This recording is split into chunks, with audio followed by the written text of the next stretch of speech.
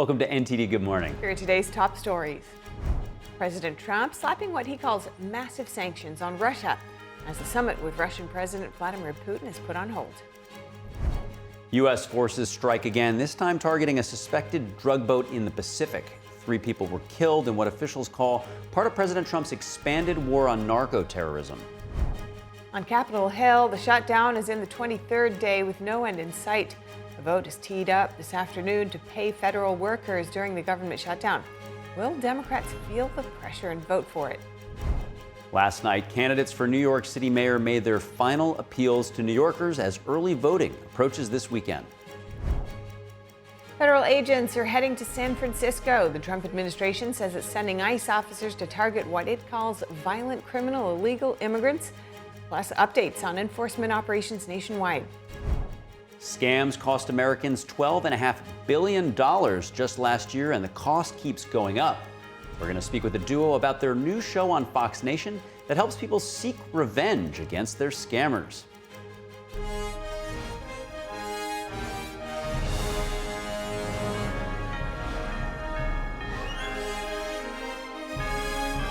This is NTD Good Morning, live from our global headquarters in New York City. Here are Stephanie Cox and Carrie Dunst. As always, great to have you with us. This is Thursday, October 23rd. You're watching NTD Good Morning. In today's top news, President Trump announced new sanctions on Russia yesterday, targeting the country's 2 largest oil companies, Rosneft and Lukoil, as he puts the Putin summit on hold. NTD's Washington correspondent Mari Otsu brings us more. President Trump is now announcing imposing what he calls, quote, tremendous sanctions on Russia's 2 biggest oil companies. This is as he's also calling for an immediate ceasefire from Moscow on the war in Ukraine. And this is coming as President Trump also confirms that he's canceling his Budapest summit, which was expected with Vladimir Putin in the coming weeks. Take a look. Today is a very big day in terms of what we're doing. Look, these are tremendous sanctions. These are very big. Those are against their 2 big oil companies, and we hope that they won't be on for long. We hope that the war will be settled. When we canceled the meeting with President Putin, it didn't feel right to me. It didn't feel like we were going to get to the place we have to get. So President Trump also calls on U.S. allies for help in enforcing these Russia sanctions, and he says that he hopes that they will help Putin, quote, become more reasonable. And on other foreign affairs, despite previously cautioning that the meeting might not happen, President Trump confirms that he has what he calls a pretty long meeting with CCP leader Xi Jinping in APEC in South Korea. President Trump says he's optimistic about a deal where China buys more American soybeans, and he says he'll raise the issue of China's Russian oil purchases with Xi Jinping. Thanks to Mari for that report. Meanwhile, the European Union has officially adopted its 19th sanctions package against Russia. The sanctions include a ban on Russian liquefied natural gas imports. Short-term contracts will end in 6 months, while long-term deals are set to expire by 2027. The package also limits the movements of Russian diplomats across the EU. In a post on X, the European Union's foreign policy chief called the sanctions a step to make it harder for Putin to fund the war. Denmark's foreign minister described the liquefied natural gas ban as key to phasing out Russian energy. Meanwhile, Russia announced a major training exercise involving nuclear weapons. NTD's international correspondent Arian Pazdar has the war update. The president himself was very clear this weekend: stop where you are, which sounds simple, but of course is also exactly right. So I totally agree with him. NATO chief Mark Rhode says he supports President Trump's call for Ukraine and Russia to stop at the current front lines and implement a ceasefire. Rhode spoke with 2 senators on Wednesday morning before meeting with Trump in the afternoon. The senators announced that they've advanced 3 bills on the Russia-Ukraine war. One of them would aim at stopping China's support for Russia. Another would declare Russia a state sponsor of terrorism because of its alleged kidnapping of Ukrainian children. And the third would allow the U.S. to move forward with using frozen Russian assets to support Ukraine. Meanwhile, in Europe, Ukrainian President Volodymyr Zelensky also says he supports Trump's idea to freeze the current front lines. You saw messages, public messages from Trump. He proposed stay where we stay and begin conversation. I think that was good compromise, but I'm not sure that Putin will support it, and I said it to President. The Ukrainian president made the remarks while visiting Sweden and Norway. Sweden has signed a letter of intent to potentially supply up to 150 of its domestically produced Gripen fighter jets to Ukraine. If we succeed, it will contribute to increased security in our part of the world and will strengthen both Ukraine and Sweden. And Russia announces carrying out a major nuclear drill on Wednesday. It includes practice launches of intercontinental ballistic missiles, which are capable of striking the United States. Just on Tuesday, President Trump said plans for a second summit between him and Russian President Vladimir Putin are on hold. Putin emphasizes that Wednesday's drills have been planned in advance, but they came just hours after Trump's announcement. Russian officials say preparations for a meeting continue. The fighting between Russia and Ukraine continues meanwhile. Russian drones reportedly hit a kindergarten in Kharkiv on Wednesday, while children were in the building. According to officials, 1 person was killed and 6 were injured, but no children were physically harmed. Fortunately, the children were in a shelter during the air raid. 48 children were rescued by our state emergency service units. Zelensky says despite not being physically harmed, many of the kids were in shock after the attack. Arian Pastar, NTD News. An explosion at a military plant near the Russian city of Chelyabinsk yesterday killed 12 people and injured 5 so far, according to Russian news outlet Izvestia. The governor of the region said on Telegram yesterday that a fire at the the unnamed plant had been extinguished, and there are no indications that the explosion was linked to any drone activity. And back home, State Secretary Marco Rubio, he actually traveled to Israel to support a fragile ceasefire between Israel and Hamas terrorists. The visit comes amid a vote in the Israeli parliament to apply Israeli law to the West Bank, something he says could threaten the peace deal. That's a vote in the Knesset, but obviously I think the president's made clear that's not something we'd be supportive of right now, and we think is even threatening to the peace deal. Well, every day there'll be threats to it, but I actually think we're ahead of schedule in terms of bringing it together, and the fact that we made it through this weekend is a good sign. But there's going to be challenges every single day.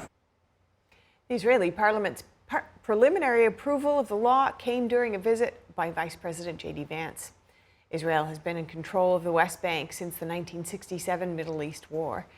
Palestinians see the territory as the heart of the future independent state that they would like. Rubio said the U.S. is sending diplomats to coordinate efforts to maintain the ceasefire in Gaza. He warned that Hamas remains a violent group and a threat both to Israelis as well as Gazans. And Vice President J.D. Vance this morning criticized Israel's parliament vote on the West Bank's annexation, saying it amounted to an insult. Vance made the comments as he wrapped up his visit to Israel. Earlier, he said, quote, "The policy of the Trump administration is that the West Bank will not be annexed by Israel." His words indicate the Trump administration is pushing to keep up the momentum on the U.S.-brokered ceasefire between Israel and Hamas in Gaza. We'll keep you updated there. And U.S. forces have carried out another lethal strike against alleged drug traffickers. This strike on a suspected drug trafficking boat operating in the eastern Pacific Ocean killed 3 people. One shot, everyone dead center. And the only way you can't feel bad about it is you realize that you won't feel badly about it, is you realize that every time you see that happen, you're saving 25,000 American lives. Every one of those boats that gets knocked out is saving 25,000 American lives, not to mention the torn up families all over the country. And whenever I see that, I say to myself, I just saved 25,000 lives. Trump says his administration may eventually go to Congress for authorization. Some lawmakers from both parties have expressed concerns about the strikes. Meanwhile, Secretary of State Marco Rubio defended the strike, saying if people want to stop seeing drug boats blown up, stop sending drugs to the United States. And War Secretary Pete Hegseth says the vessel was known by U.S. intelligence to be involved in illicit narcotics smuggling. He says it was transiting along a known narco-trafficking route and was carrying narcotics. 3 males aboard the vessel were killed. It came after a previous strike on Tuesday in the same region. It brings the total number of U.S. strikes on alleged drug boats now to 9. Meanwhile, on Capitol Hill, senators for the first time failed to reopen, for the 12th time, failed to reopen the government. And a vote planned this afternoon aims to pay federal workers on the job during the shutdown.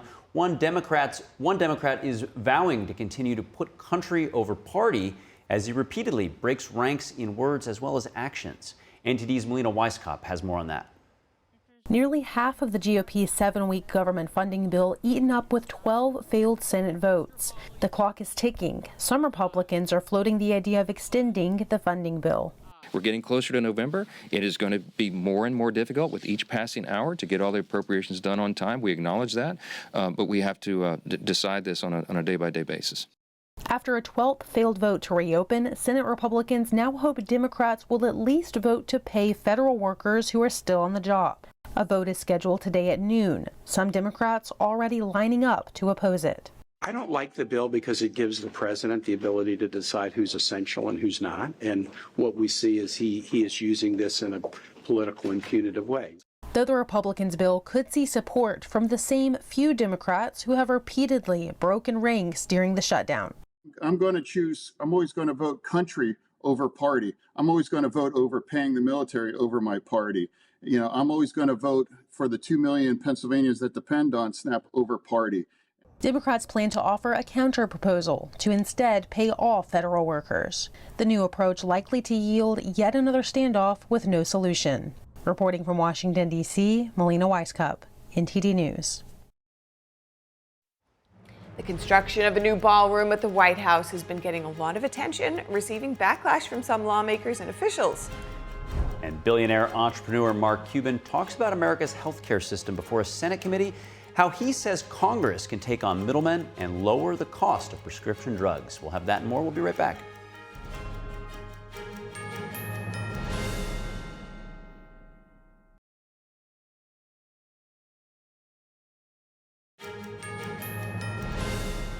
Welcome back. The construction of a new ballroom has officially begun at the White House, starting with the demolition of the East Wing.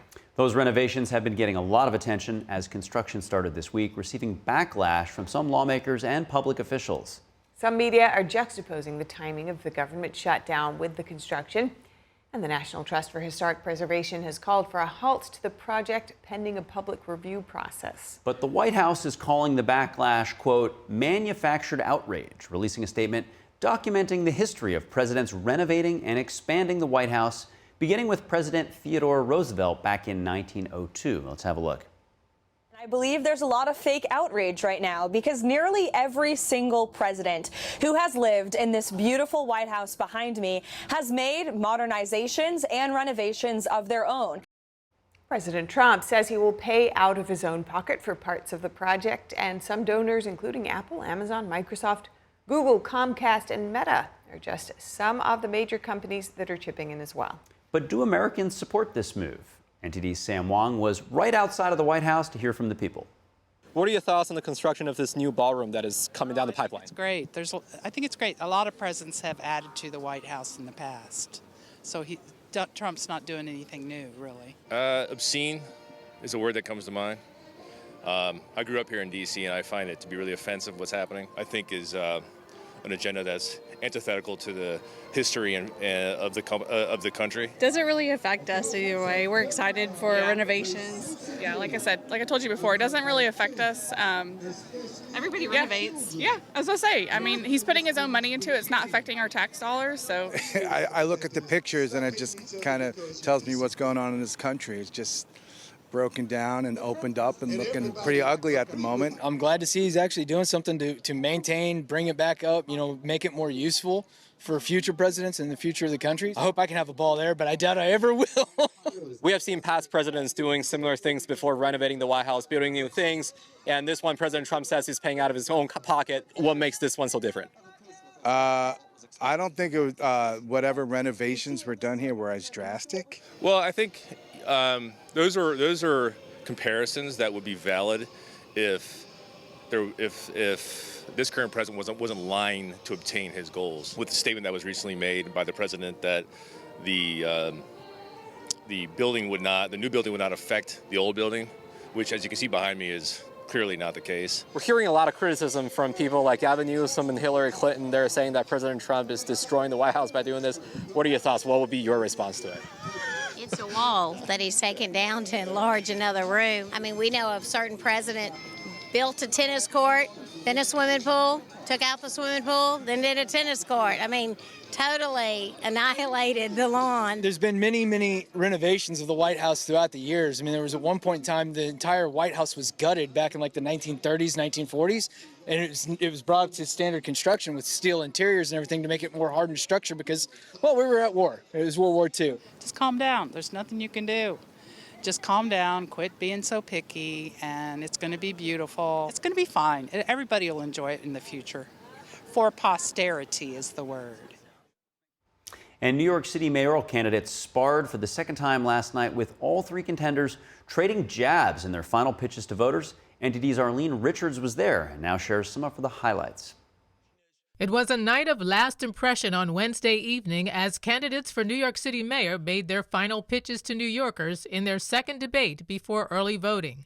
All three contenders made their enthusiastic bids before a crowded auditorium of voters who often cheered and clapped.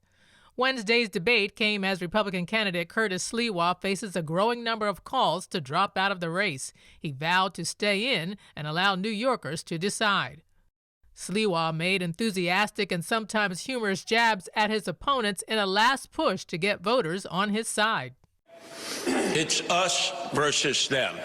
It's us versus the insiders and the billionaires. It's us versus Cuomo. It's us versus Zorhan.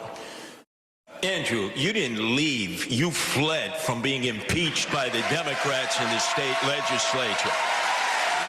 Meanwhile, top contenders exchanged heated jabs in their final pleas to New Yorkers. My critiques of the politics of the past is right here on this stage. You can see in Andrew Cuomo someone who had 10 years to deliver on so much of what he's spoken about. You have never had a job. You've never accomplished anything. There's no reason to believe you have any merit or qualification for 8.5 million lives. The first question posed to candidates focused on the federal raid in New York City's Chinatown neighborhood on Tuesday that led to the arrest of 9 street vendors. All three candidates agreed that the federal government shouldn't get involved in local matters, but they had slightly different views on how the mayor should handle it. I've had a lot of dealings with President Trump, and there's only one way to deal with him. He puts his finger in your chest, and you have to put your finger right back in his chest. Mamdani said the city shouldn't be collaborating with the federal government like the current mayor does. What we need to do is actually pass the street vending reform bills that have been in the city council, some of which that this mayor has actually overridden. Sliwa said there's no communication between local authorities and the feds. But we can't tolerate citizens attacking our federal law enforcement forces in the street because then that will just lead to anarchy. At a press conference following the debate, Sliwa said the NYPD didn't show up because they were hiding behind the sanctuary city law. According to Homeland Security, those arrested were illegal immigrants from West Africa. Moderators covered a number of general topics such as rising housing costs and policing. There also were questions designed for each candidate. For example, they said Mamdani criticizes others but avoids answering questions. Cuomo is viewed as unethical, and Sliwa is a character. Most recent polls show Mamdani is still leading the pack, with Sliwa a distant third. As New Yorkers head to the polls on Saturday for early voting, they will have to make some tough decisions between an embattled former governor, a character icon of the city, and a self-described democratic socialist. Arlene Richards, NTD News. And federal agents are heading to San Francisco. The Trump administration says it's sending ICE officers to the city by the bay to get what it called the worst of the worst criminal illegal immigrants off the streets. NTD's Daniel Monahan reports on that and other anti-crime operations across the country. The Department of Homeland Security says its law enforcement agents will enforce the laws of the nation. It says it's targeting murderers, rapists, gang members, pedophiles, and terrorists in cities such as Portland, Chicago, Memphis, and now San Francisco. The official did not specify when the agency would be dispatching agents to San Francisco. President Trump recently said it would be the next city to see federal immigration enforcement operations. In an appearance with FBI Director Kash Patel last week, Trump recommended the city be targeted for a cleanup. At the request of government officials, which is always nice, that you start looking at San Francisco. I think we can make San Francisco, there's one of our great cities 10 years ago, 15 years ago, and now it's a mess. The federal immigration crackdown in San Francisco comes months ahead of the NFL hosting Super Bowl 60 in Santa Clara, California, near San Francisco. California Governor Gavin Newsom reacted yesterday to the possible deployment. We're going to be fierce in terms of our response. We're going to be focused, and quite literally, this is the lawsuit that I will file within a nanosecond of any efforts to send the military to one of America's great cities. Over to New York, ICE Director Todd Lyons said yesterday that New York City can expect an uptick in immigration arrests, speaking on Fox News. It's because there are so many criminally illegal aliens that have been released in New York specifically, and especially that are being harbored in New York from the lack of cooperation there in New York City. Federal immigration officers arrested 9 illegal immigrants Tuesday with criminal records in an enforcement operation on Manhattan's Canal Street. The operation started just after 4 p.m. as agents targeted street vendors known for selling imitation luxury accessories and other goods in Chinatown. Some of those detained had prior criminal charges of robbery, burglary, domestic violence, assaulting law enforcement, counterfeiting, drug trafficking, and drug possession. A group of protesters disrupted the raid, blocking some federal vehicles, forcing some agents to leave on foot as protesters followed them honking their horns. 4 protesters were also arrested and accused of assaulting law enforcement. Another protester was arrested for obstruction. And in Chicago, a federal judge is extending her order blocking President Trump's plan to deploy National Guard troops in the city. The Trump administration says the troops are needed to enforce immigration laws, a move Illinois Governor J.B. Pritzker calls an invasion. The Supreme Court could act on the Trump administration's emergency appeal at any time. Daniel Monahan, NTD News. And as debate over health care heats up, billionaire entrepreneur Mark Cuban was on Capitol Hill arguing against middlemen in the prescription drug business. That's right. At a Senate hearing on shoppable health care, Cuban testified that the system is designed to keep prices high and transparency low. Here's more on what he had to say. Thanks all of you for being here today. Appearing before the Senate Special Committee on Aging Wednesday, Cuban said pharmacy benefit managers, or PBMs, are driving up costs for patients while pocketing the profits. Cuban said PBMs control the flow of prescription drugs, much like Amazon controls online retail. Cuban also praised President Trump's solution to this, a platform that connects patients with the best prices. Cuban said his own company, Cost Plus Drugs, would like to work with this new Trump RX, which is already partnered with manufacturers like Pfizer. We'll work with Trump RX. I mean, it's incredible. It's stupendous. It's like the most incredible program ever. And so we're excited to offer them our API so that they'll be able to download our daily prices. So when they go down, everybody benefits. Cost Plus Drugs manufactures generic medications and sells them online at a cost plus a 15% margin. In his written testimony, Cuban described how PBMs profit from higher prices. He said their fees and rebates are based on inflated list prices. He argued that patients end up paying those inflated prices even when they're insured. He suggested to senators that companies can be more transparent by publishing a full cost breakdown instead. With costplusdrugs.com, any patient can just go look at their price for their medication. And so there's no uncertainty. But more importantly, by seeing our markup of only 15% and seeing our costs, that builds trust. When Senator Rick Scott pressed him on why Cost Plus Drugs can undercut insured copays, Cuban didn't hold back. Why would you be cheaper than our copays? Because they're stealing. Cuban offered Congress a list of fixes, from basing patient costs on net prices to separating formularies from PBMs entirely. Cuban's testimony drew rare bipartisan support. Lawmakers from both parties agreed PBM consolidation is driving costs out of control. Cuban argued until Congress is willing to take on PBMs directly, Americans will keep paying the highest drug prices in the world. North Carolina Republicans passed a new congressional map yesterday. The redistricting comes as GOP lawmakers hope to pick up one more seat to maintain their majority. Democrats have responded by redrawing their own lines in blue states. A president's party historically loses seats in midterm elections, and Democrats need just 3 more seats to gain control of the House. Texas and Missouri have already revised their House districts to try to help Republicans win additional seats. Democratic-led California retaliated by asking the state's voters to approve a map revised to elect more Democrats. The Supreme Court is currently considering a redistricting case in Louisiana. The High Court's decision would have a nationwide impact on the practice of redrawing district lines. Coming up, Treasury Secretary Scott Bessent and U.S. Trade Representative Jamieson Greer are heading to Malaysia alongside President Trump. China's rare earth minerals control is on the agenda. And after years of policing speech, London's Metropolitan Police say they are changing course. Free speech advocates call the move a victory, but warn the fight is far from over. We're going to have those stories and more. Stay with us.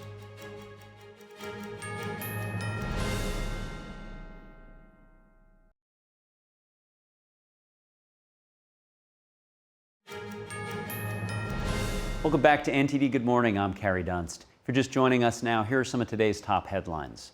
President Trump announced new sanctions on Russia yesterday, targeting the country's two largest oil companies, Rosneft and Lukoil, as he puts the summit with Putin on hold. Trump is also calling on U.S. allies for help in enforcing these sanctions against Russia, and he says that he hopes that they will help Putin, quote, become more reasonable. The European Union responded by officially adopting its 19th sanctions package against Russia, which includes a ban on Russian liquefied natural gas imports. And the government shutdown is now at day 23 with no end in sight. After a 12th failed vote to reopen, Senate Republicans today plan to hold a vote to pay federal workers that are still on the job. A vote is scheduled at noon, and some Democrats are already lining up to oppose it. Democrats will offer a counterproposal to pay all federal workers instead. The new approach is likely to yield yet another standoff with no solution in sight. And federal agents are heading to San Francisco as the Trump administration expands immigration enforcement across major U.S. cities. ICE says it's targeting violent offenders, from gang members to murderers, with operations now underway in places like New York and Chicago. In New York, 9 illegal immigrants with criminal records were arrested on Canal Street. And over in Chicago, a federal judge has extended a block on deploying National Guard troops to the city. Those are this morning's top headlines. With that, Steph, over to you.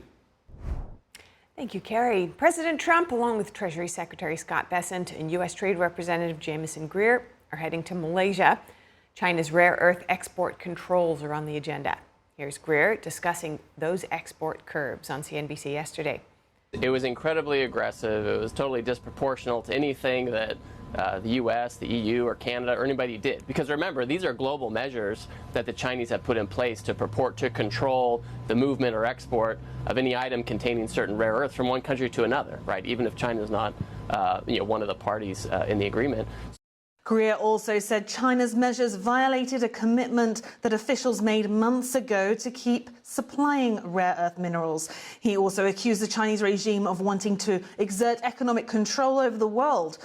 Greer says the U.S. needs to rebalance trade with China after decades of very limited access to Chinese markets. But he noted there's still a good landing zone where the two countries can trade non-sensitive goods in a more balanced way. Treasury Secretary Scott Bessent said yesterday that Washington is considering export controls on software and aircraft engines to China. Bessent warned that if China does not alter its trade policies in the upcoming trade talks, retaliation could come not only from the U.S., but from its allies as well. President Trump highlighted software and aircraft engines as key areas of potential leverage as U.S. firms dominate both markets. China already faces a 55% tariff on exports to the U.S., and that's set to rise to 155% November 1st, unless China changes its rare earths policy. And with China's Communist Party holding a key Central Committee meeting this week, the shakeup inside the military there has deepened. Yeah, what began as the expulsion of 9 top generals, it now appears to be spreading into a full-blown purge. NTD's Washington correspondent Jack Bradley has more on that. Amid a major Chinese Communist Party Central Committee meeting, 9 top generals were suddenly expelled and handed over for investigation last week. Now, a whistleblower claims that the purge goes far beyond that. U.S.-based veteran political commentator Tsai Shen-kun, who has ties within the CCP establishment, told our sister media, the Epoch Times, this. He said, quote, "There are still hundreds of generals waiting in line for investigation. The so-called Xi faction within the military has been essentially wiped out." Shen-kun says that at least 4 more top generals are now under investigation, and many of those already purged were handpicked by Chinese leader Xi Jinping himself. Shen-kun also says that 2 of those already expelled from the party last week are now dead. He Weidong, considered Xi Jinping's right-hand man, was the vice chairman of the Central Military Commission. He reportedly died of a heart attack. And the other general loyal to Xi, He Hongjun, dying of suicide. Now, Beijing has not confirmed those deaths, and China's defense ministry says that the expulsions are part of an anti-corruption campaign started by Xi Jinping himself back in 2012. But now, the sweep appears to be turning inward, targeting Xi's inner circle. The CCP is made up of different factions, with the Xi opposition faction working to undermine his power. Now, according to Treasury Secretary Scott Bessent, one of those CCP officials in the Xi opposition faction, Li Chengong, may have issued those rare earth export restrictions without Xi's knowledge. The Chinese system is quite brittle, so this may not have come from Xi Jinping himself. This may have come, from a Chinese hardliner. They have hardliners on their side too, who are always trying to undermine the relationship. But analysts say that nothing gets by without Xi knowing. It probably was a decision by Xi to put these export controls, these export licensing on the rare earths into place. He thinks it's the right time to strike. As your report just noted, the APEC summit in Korea was coming up. This really shook things up regarding that, perhaps gave China some more leverage. With the closed-door meeting of the CCP leadership taking place, it remains to be seen if there will be a power shift coming out of it. Reporting by Jack Bradley, NTD News. Thanks to Jack for that report. Arrests over speech are back in the spotlight. London's Metropolitan Police say they'll no longer investigate non-crime hate incidents, a move welcomed by free speech advocates. It follows news that Father Ted, creator Graham Linehan, will face no further action for posts about transgender issues. NTD's Daniel Monahan spoke with Connie Shaw, External Affairs Officer at the Free Speech Union, about the current situation in the UK. The Free Speech Union is a membership-based, nonpartisan organization that helps those who get in trouble due to speech. 40% of our cases are women who are standing up for women's rights. Your tongue getting you in hot water is much more likely in England than other places. According to the London Times, police in England and Wales are making more than 30 arrests a day for so-called offensive online messages. New data show nearly 13,000 arrests last year under communication laws, up nearly 60% since before the pandemic. Take Deborah Anderson, for example, an American cancer patient and Trump supporter. Police showed up at her door over social media posts, telling her to apologize or face questioning. Is it against the law? Am I being arrested? You're not being arrested. Then what are you doing here? My plan was, if you were admitting that it was you who wrote the comment, you could just make an apology to the person. I'm not apologizing to anybody, I can tell you that. After pressure from the Free Speech Union, the case was dropped.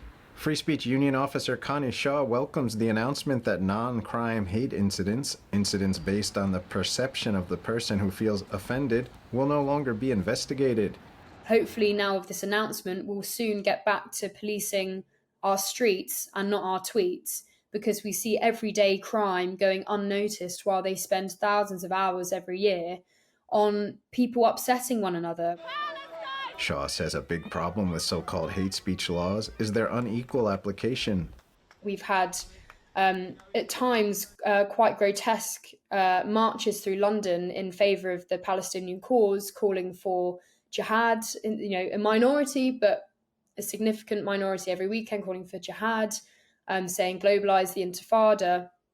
A few months ago, Gideon Falter, who runs an organization that campaigns against anti-Semitism, was in London trying to cross the street when a pro-Palestinian march was commencing. and he had a kippah on, and a police officer told him because he was openly Jewish, he could not cross the street, and if he tried to, then he'd be arrested. Now, that says far more about the nature of the protest rather than Gideon Falter. You are quite openly Jewish. This is a pro-Palestinian march.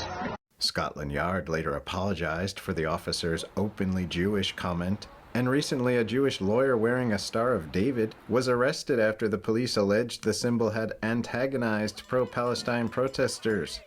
The officers have noted in their statements that they believed that because the Star of David was out and present to people which may take either offence to the presence of it, they felt that that was antagonising the situation further. London's Met Police said he was not arrested for wearing a Star of David, but for approaching the pro-Palestinian protest area after being warned not to. They declined to say why the man was questioned about the symbol. On the topic of immigration, the PREVENT program is part of the UK's counter-terrorism strategy. They have examples of right-wing terrorist ideology, and one of those examples is being a cultural nationalist. And they define being a cultural nationalist as being concerned that that mass migration and a lack of assimilation is a threat to Western civilization. Shaw says that expressing fears about illegal immigration could end with a person's arrest by counterterrorism forces. She also says politicians are scared about unrest if people speak their minds. The reality is, if we don't speak, that's when you get unrest. And by not allowing people to have real conversations about these things, that's how we've gotten to a situation now where we have police officers who are scared of the mobs who seem to run the streets. Changes could be coming to the UK. Lord Toby Young, founder and director of the Free Speech Union, has been appointed by the leader of the official opposition Conservative Party to do a review of speech laws in the UK. Daniel Monahan, NTD News. Great report there and insights from Daniel Monahan. Still to come, scams cost Americans $12.5 billion last year, and the cost keeps going up. We'll speak with a duo about their new show that helps people seek justice against their scammers right after this.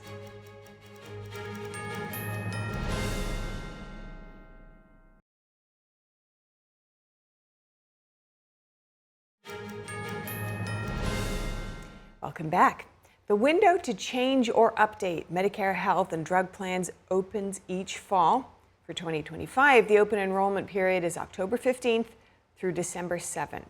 Your current plan may look fine, but small tweaks in costs, coverage, or your health can make a new plan a smarter move.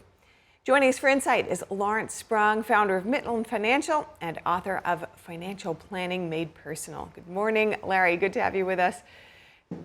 Now, we mentioned small tweaks or other changes. What's the range of things that people can change about their coverage during this time period?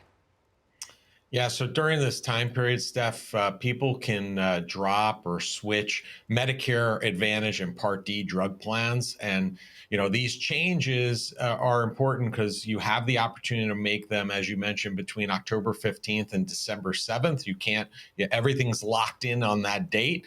And then those go into effect for January 1. So it's important to evaluate what options are available to you during that time and make changes accordingly if that's something that makes sense for you. And what's new for Medicare plans, and why does it change year to year? So, I mean, they often change their provider networks, they change drug formularies, premiums change, and even out-of-pocket costs. And, you know, what may be or what was best for you this year may not be best for you next year. So you want to evaluate all these things on an annual basis. And one thing you should be aware of when it comes to prescription in particular is for 2026, all Medicare plans, doesn't matter which one you're on, will include a $2,100 cap on what you pay out of pocket for covered prescriptions. So that's important to know too. Certainly. Now, people whose plans have changed will have received some kind of notification. Not everyone reads them. What's in these notices that we should be paying special attention to? Yeah, so whether your plan is changing or not, whatever plan you're enrolled in for the year, and you probably should have received these already because they're required to arrive before the annual enrollment opens. And there are two notices. One is an annual notice of change, which is basically outlining any specific change with regard to the plan you're currently in. And the second document is an evidence of coverage, which also shows you what your current coverages are. So basically, these documents highlighted all the changes in your premiums, your provider networks, your drug coverage, any rules and prior authorization policies that you currently have. So you want to make sure that you read them and understand what your current policy actually includes today and what it's not going to include next year and how that change may affect you. And what do you suggest people check, especially in their plans each year? Is there anything in addition to what you've already listed out? Well, I think the two most important things that people should be aware of is, most of us have doctors that we really like and enjoy going to. You want to be mindful if that doctor has been dropped from your network or they changed, right? And then the second piece is prescriptions. That has a tendency to have a bigger cost associated with it. So sometimes one plan to another, there could be a huge difference in the cost of medication. So if your current plan is looking that like your medications are going to go up in price, you might want to look at running that through other providers to see if you can get that at a lower price. It's kind of crazy, but the same drug on one plan could be $8 a month, and on another plan could be $80. And it's the same exact drug. It's just the method and means by which they cover you. Good to know. Now, this can all seem a bit complicated sometimes, especially with the annual change. Is there any help out there who folks just may be feeling a little lost? Yeah, so there are a couple of tools that some people may not be aware of. You can run your specific drug list through Medicare's Plan Finder tool. You could just simply Google it, and you can compare the total of your projected cost premiums and copays to what it might be. The other thing is most states, or there's a state health insurance assistance program, it's called SHIPS. They offer unbiased counseling to help you compare these plans. They want to make sure that you're choosing the right plan. And finally, and lastly, Medicare.gov, they have a plan finder tool that will compare apples to apples plan options in your zip code, because many of these plans are dependent on the state you're in as well as the zip code. So those are three great tools that you should start evaluating immediately. Don't wait till December 6th to start looking at it. We have 6 weeks here, 6-7 weeks. Utilize it and make sure you're making the best choice possible for you. Yeah, good to know all of this information. Lawrence, you work with families throughout generations even on planning their finances. Are there any key issues that you notice coming up around health and finances that tend to come back and influence generational wealth building? Yeah, I mean, I think that one of the biggest, question marks when it comes to somebody's financial future is what is their health going to look like? And secondarily, what is the cost going to be to either keep them at that same healthy state, keeping them alive and well, whether that's like long-term care or just simply, some kind of disease. And if you don't plan properly for these unseen and unforeseen circumstances, it could take a financial toll on a family, let alone a financial toll on the financial future and that generational wealth that you speak of. Because again, we can plan for it as best we can, but we really don't know how that's going to play out. So the best thing and the best advice I could give people is eat healthy, exercise, start taking care of yourself earlier in life so that those health costs may be less of an issue later on, hopefully. Good to hear all your thoughts on this. Very well-rounded advice. Appreciate it so much. Lawrence Sprung, good to speak with you. Thank you, Steph. And now when Americans think about moving, safety is often at the top of the list. That's right. And a new study by finance site Wallet Hub ranked 182 U.S. cities across a number of factors to determine the safest place to live. Warwick, Rhode Island came in first with low crime, minimal disaster risk, and strong financial security. And Overland Park, Kansas came in second Wallet Hub looked at 41 factors, including crime rates, mass shootings, and law enforcement staffing levels. Some cities like New Orleans, Philadelphia, and Houston ranked at the bottom with higher crime and safety risks. Gee, and then there's the aspect of where your family lives, what climate you like to be in, your lifestyle. There's a lot that goes into it, but safety certainly is right at the top, near the top. Absolutely. Yeah. Okay, stay with us. We've got much more coming up. Look forward to seeing you.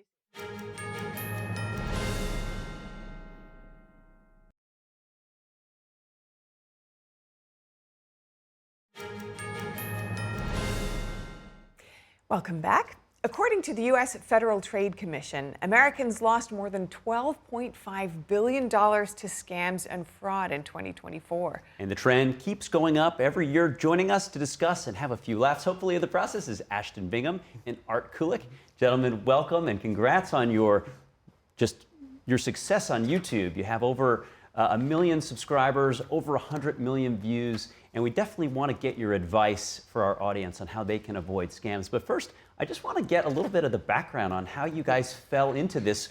It's just blown up, really. It's, over the last 10 years, people are just obsessed with, justice and seeing, scammers kind of get it. So I'd love to learn more about how it all came Thank you for having us. Yeah, thank you. This is beautiful. Pleasure Yes. to be here. Yes, thank you. Oh boy. We're two very opposite people, came from different parts of the globe, but we shared a lot of the same ambitions, same dreams. We both moved to LA right around the same time to be content creators, actors. We wanted to entertain people. We had big dreams and ambitions to do things on our own terms and not fit into a pigeonhole box of what Hollywood might typically offer, But we had been partnered up and working on a lot of things, but it wasn't until 2016, about 5-6 years after we met, that we kind of made an accidental viral video messing with an IRS scammer on the phone.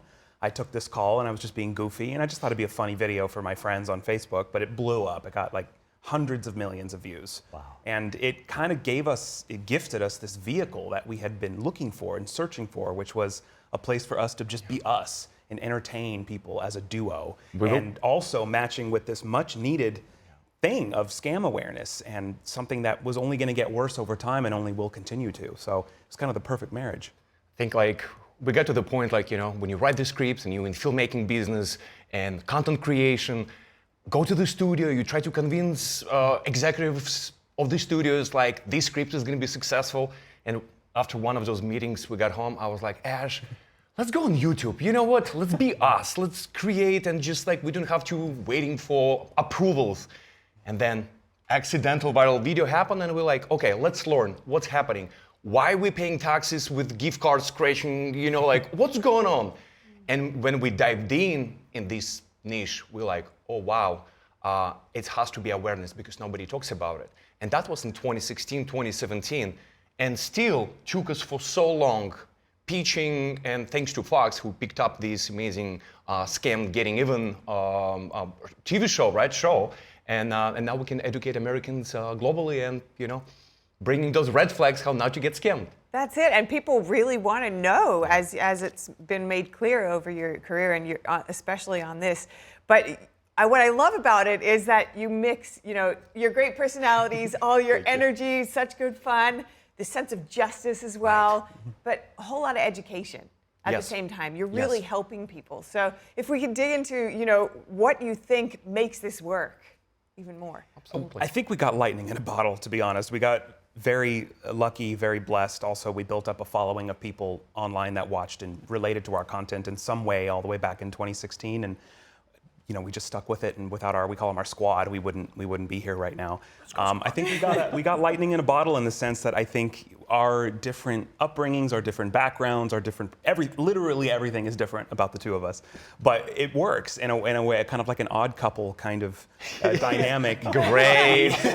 We wanted to do good things by scam awareness and stuff, but you have to entertain to get people to watch long term and give them some kind of benefit other than just reading them stats off a piece of paper. And it works. It can get boring, right? So we always bring personalities, and like you said, we're here to entertain, but also educate. And it's such a It's such a big tragedy that it's a pandemic. It's a cyber pandemic that's happening. Everybody shop online, everybody on Amazon, everybody's getting like links, clicking links and paying things, and it's just getting out of control. So that's why it's a perfect mix of education, entertainment, and public service. Now, if you think about somebody who becomes an expert in something, you guys have focused for 10 years on this topic. I would say you guys have PhDs in scam awareness. So we're hoping now you could give some advice to our audience on what you've seen and some things that they can do to keep themselves and their families safe. Let's start with holiday scams. Yeah. Oh, holiday scams. I mean, the minutia of any scam will change over time. The tactics will change over time. But one thing remains the same, no matter what type of scam it is scammers will be successful based on fear or hopes. And if it's a great scam, it'll be both.